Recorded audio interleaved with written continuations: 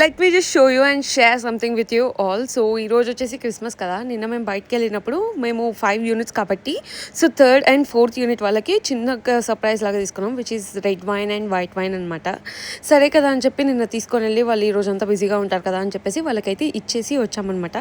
And మేము రిటర్న్లోకి ఏం expect చేయట్లేదు అనమాట, ఎందుకంటే దిస్ ఈజ్ నాట్ ఆ ఫెస్టివల్ అని అనేసి. అండ్ వాళ్ళు అడిగారు అనమాట, what is your upcoming festival అని అడిగితే లైక్ సంక్రాంతి వస్తుంది కదా, మాకు సంక్రాంతి బిగ్గెస్ట్ ఫెస్టివల్ అన్నట్టు చెప్పామన్నమాట. అంటే లైక్ వాళ్ళంతా కూడా దివాళీ అని చెప్పి అడిగితే కాదు, దివాళీ వెళ్ళిపోయింది, సంక్రాంతి వస్తుంది అని అనేసి చెప్పామన్నమాట.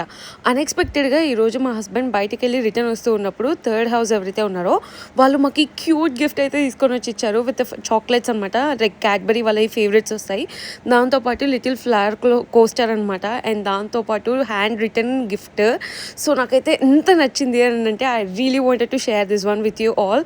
Thanks for the gift and merry Christmas.